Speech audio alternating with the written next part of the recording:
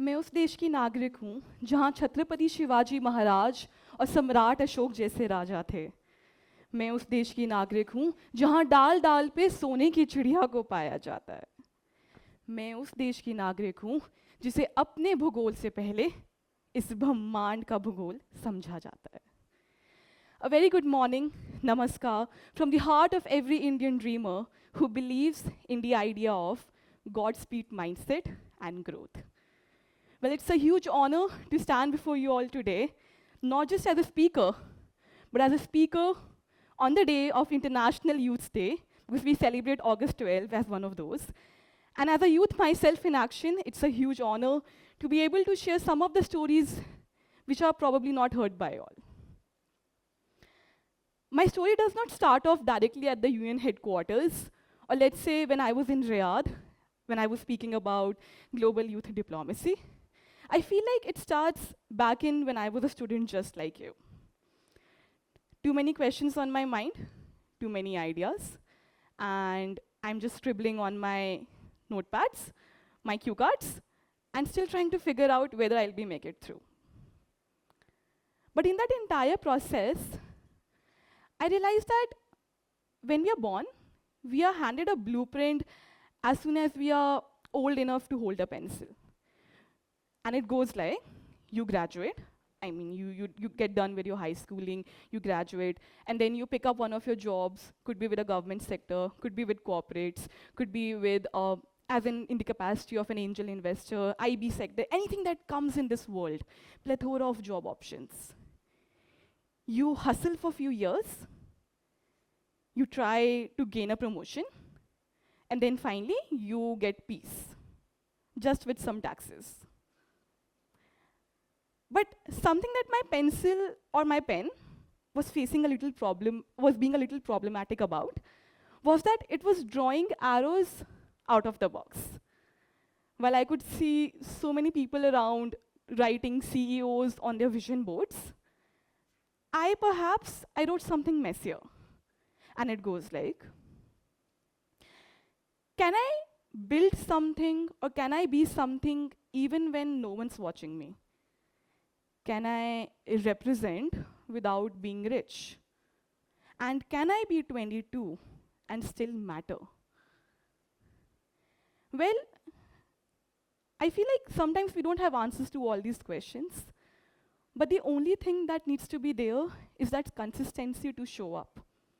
Because many of us, we perhaps forget that the red carpet, it's not just about one single voice, but it echoes the voice of maybe our father, our mother, or someone who's motivating us on a daily basis. Could be our teachers, could be our friends, could be as simple as a helper, could be someone when you were entering the school, the guard bhaiya, just saying namaste, ma'am, anyone around you. So this red carpet moment, it's not here right now, it's on a daily basis. And you need to consistently look out for it. The easier yes in our life is usually comfort. And the harder one is conviction. So if I talk about me, I chose impact over just income. I chose policy making over just tokenism representation. And I chose nation building in my way instead of nation dropping. And a few weeks back, I was standing in the General Assembly Hall at the United Nations headquarters in New York. And mind you, no one in my family has ever been to New York. So for me to stand there in that moment, call my mother, and just say that, oh, I made it here, it was a huge, huge moment. But when I stood there, I realized one thing, that I could see flags from across the world.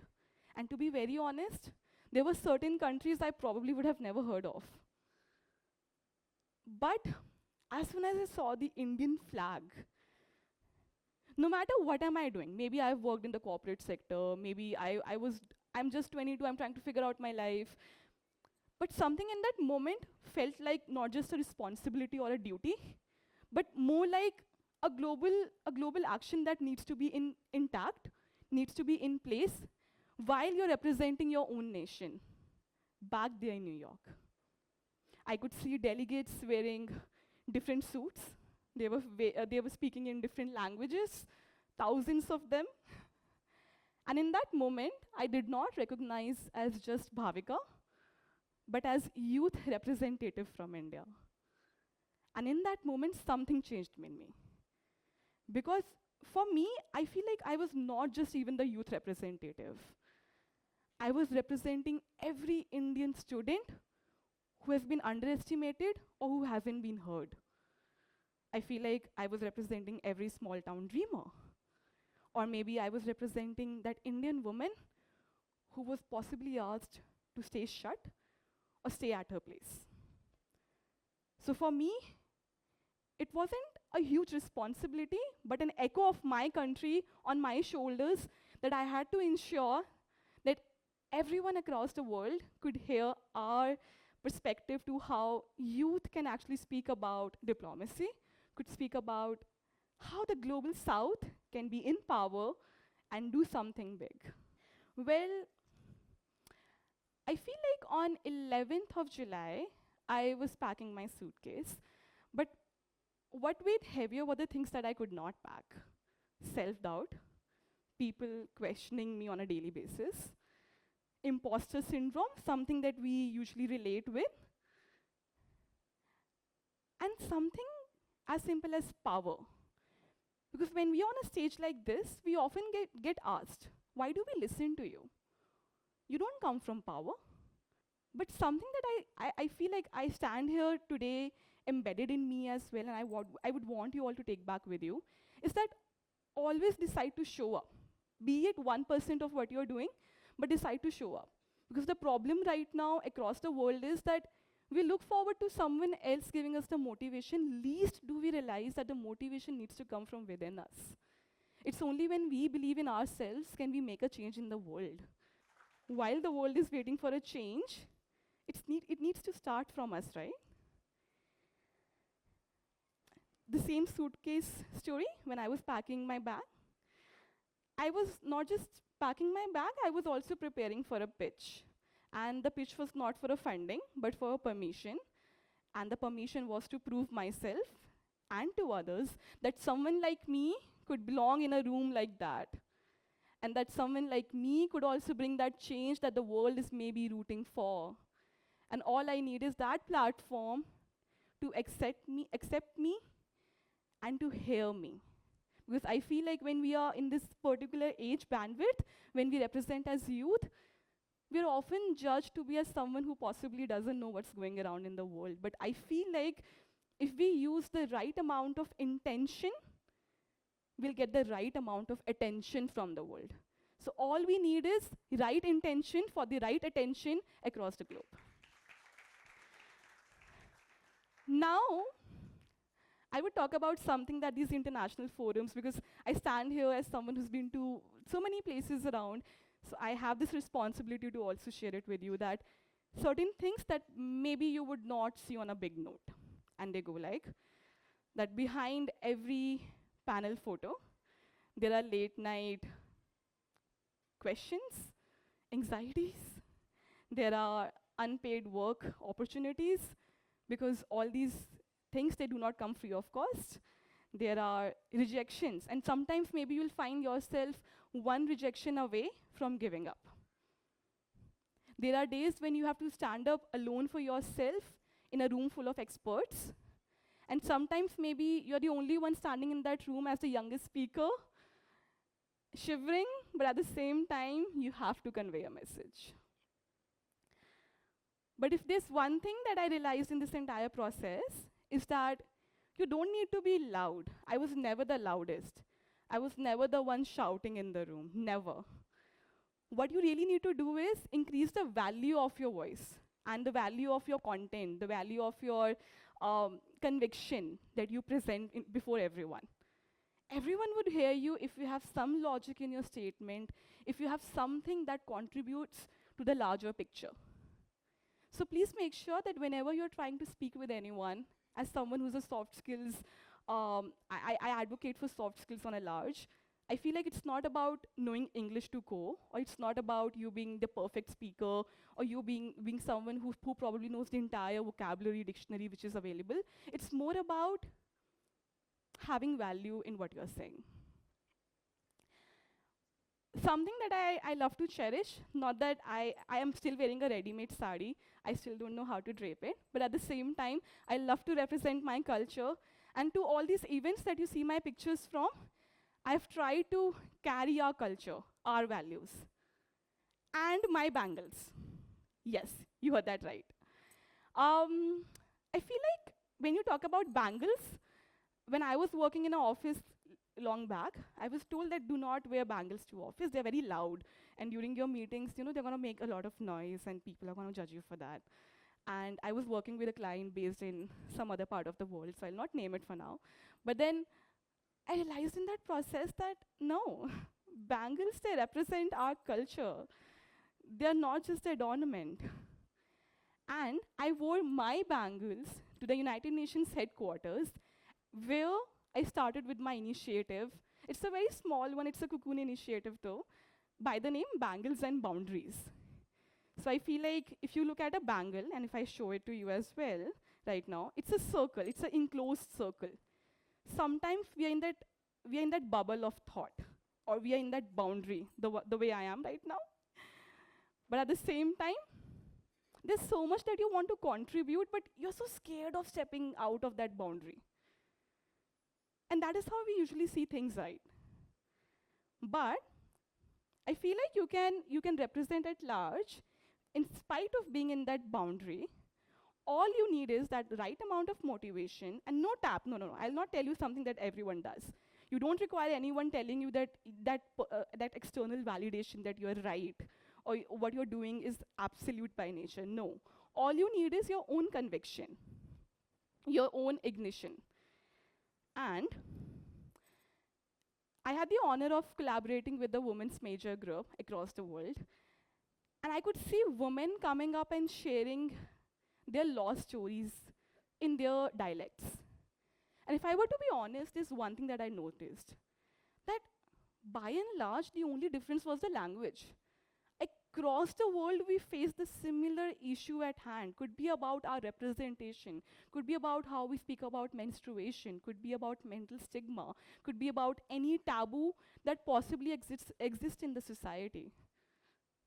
And while I conduct this activity back there, I could see that everyone felt that they were being heard. And everyone felt that there's so much strength when you admit something that you're feeling weak about. And that is where I realized that sometimes we cry. And I feel like we belong to a culture which sometimes tells us, nahi, rona nahi hai. You're not supposed to cry. And while that's good as well, because we want ourselves to be mentally strong, we want to have a better emotional intelligence, but at the same time, it's okay to not have things figured out. Or maybe it's okay if you're feeling that something that happened with you possibly left a scar at you. And all you want is someone to hear you. I'm saying that because when I used to sit there as a student myself, I always wanted someone to tell me that if I'm crying on one fine day, on a rainy day, I'm fine. It's not that I'm wrong. It's just emotions coming out.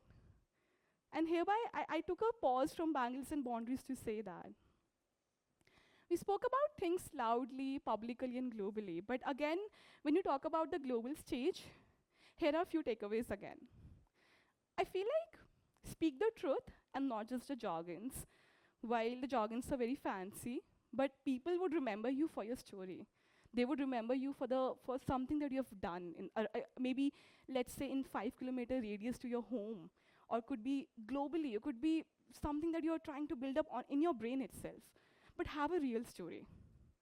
We're talking about mindset in the morning, and I feel like mindset is very important because we do say that people around the world, they're twirling, they're shifting their mindsets, but at the same time, as someone in action myself, let's say if I'm walking in a room like this and someone comes and tells me, oh, your sari is not looking pretty, or why would you wear a sari to a function like that?